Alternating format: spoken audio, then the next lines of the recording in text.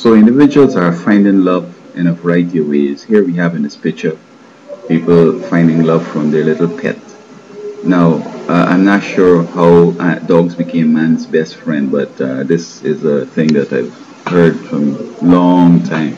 That dog is man's best friend, and there are classic cases in which somebody was wounded, the dog stayed, died, and the dog stayed. Dog ran and brought relatives in, and individuals are willing to celebrate the dog, but they're not seeing that it's angels and God who have, created this saving opportunity using the dog to go. But it's not that the dog is smart or the dog is man's faithful friend and so on.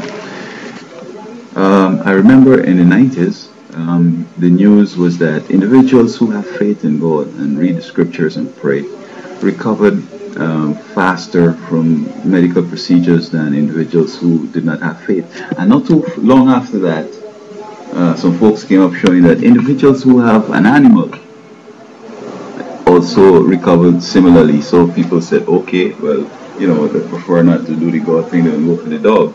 But I don't think it was a proper study or proper knowledge. It's just that these people who were trying to destroy our lives come with this, fictitious, conclusion. Because God actually heals people, and actually gives peace of mind. It's not to say like I have an idol and I just believe in this idol and then everything is good. This faith in God and angels and the scriptures were very efficacious in that God healed the individuals and gave them the peace of mind.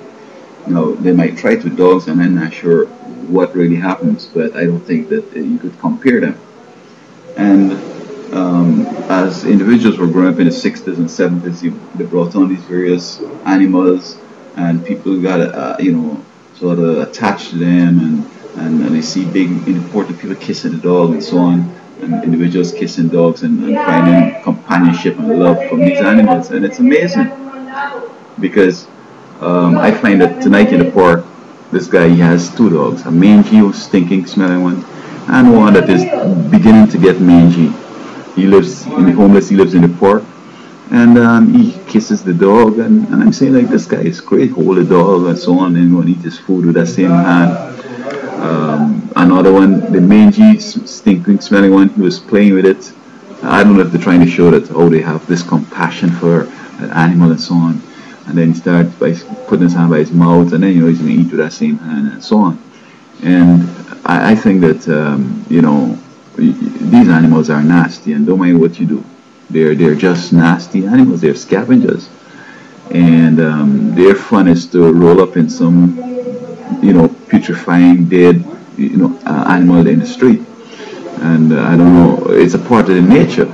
So that, having them in your house, in your bed, and kissing them, and let them eating from your ice cream, and from your spoon, and from your plate, and all this thing, it's so disgusting. But we see over time, too, in the same span from the 60s on to now, they come with a variety of things that women into and men into, and then saying that men could do this and women could do that. And then we end up with, or we can't get along, where the home is in trouble. And so individuals now are finding that, dogs are good companions. I mean, can you say a dog going to be a better friend than a female or a male friend or a human friend? Well, folks are trying that. Children are now trying to talk to dogs and trying to understand the dog's mind and all this stuff. You have dog psychologists and dog therapists and so on, and people spending some big bucks in buying dog food and taking them to the vet and charging like $2,000, $1,500, $800. And when the kid's 6, they don't even do that to the kids. They go on to McDonald's or Burger King, get them a hamburger, or go on down the road and buy some cheap food for them. But the dog, they go on and look in the can, buying expensive food and so on. I mean, it's so unfortunate.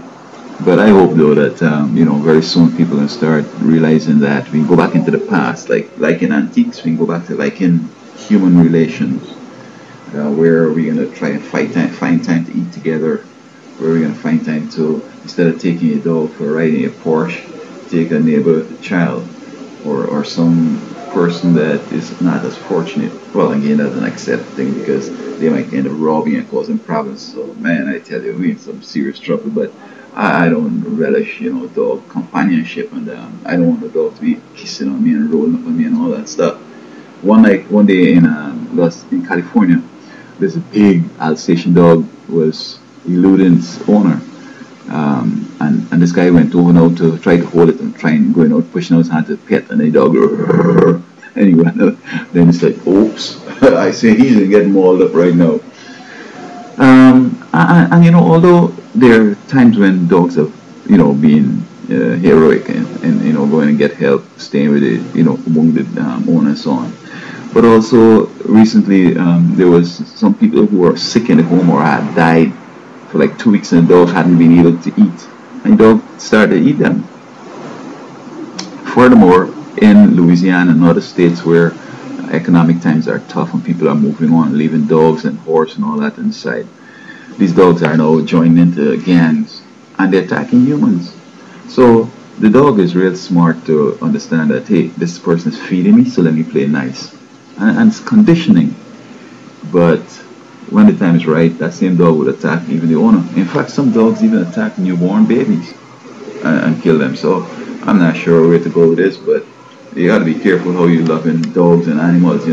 People having tigers and snakes and all this stuff, and a lot of them dying from them, just stinging them, squeezing them, eating them, killing them, slapping them. The lion would slap off your head. So it's amazing how folks now are turning to the animal kingdom for companionship and love. Let's go back to God. Let's go back to human relations.